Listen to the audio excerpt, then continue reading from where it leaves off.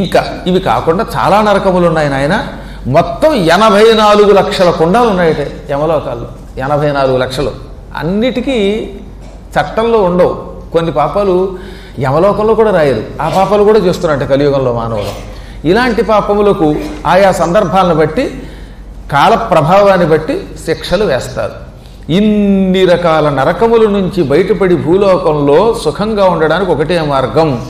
దేవీ పూజన రూపోహి దేవ్యారాధన లక్షణ. అమ్మవారిని భక్తితో పూజించి అమ్మవారి చరిత్ర వింటే ఇప్పటి వరకు మీరు చేసిన పాపములన్నీ పోయి నరకం నుంచి విముక్తి పొందుతారు. కొత్త పాపాలు మళ్ళీ రేపు చేసుకోవచ్చు. మళ్ళీ రేపు చేసుకొచ్చిన తర్వాత రేపు సాయంత్రం మళ్ళీ వచ్చి పురాణం విన్నారనుకోండి, మంచిది. అలా ఎప్పటికప్పుడు అమ్మవారి చరిత్ర విని అమ్మని యథాశక్తిగా అర్చన చేస్తే వాడు నరకం నుంచి బయటపడతాడు. సుస్పష్టంగా 31వ శ్లోకంలో చెప్పారు.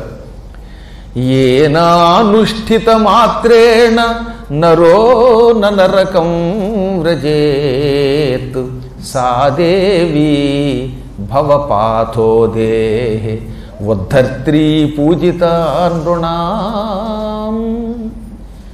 ఎవడైనా జీవితంలో ఒక్కసారి అమ్మవారిని భక్తితో ఉపాసించి అమ్మ చరిత్ర సంపూర్ణముగా చెవిలో వేసుకుని మధ్యలో ఆపకుండా శ్రద్ధగా వింటే అటువంటి వాడు అమ్మ అనుగ్రహం వల్ల భవపాదోధే సంసారం అనే సముద్రం నుంచి తనను తాను ఉద్ధరించుకుంటాడు. అమ్మ అనుగ్రహంతో ఇందులోంచి బయటపడతాడు. ఈ సంసారం భయంకరమైన సముద్రం.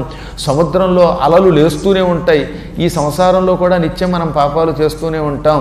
ఈ సంసారం అనే సముద్రంలో ములిగిన వాడు ఎప్పటికీ ఒడ్డు చేరలేడు, కానీ చేరగలుగుతాడు. ఎప్పుడంటే జగన్మాత దివ్య పాద పద్మములను భక్తితో ఆరాధించి అమ్మ చరిత్ర వింటే అటువంటి వాడు దేవతల చేత కూడా పూజలు అందుకుంటూ వైకుంఠం వంటి ఉత్తమ లోకాలకు వెళ్ళిపోతాడు.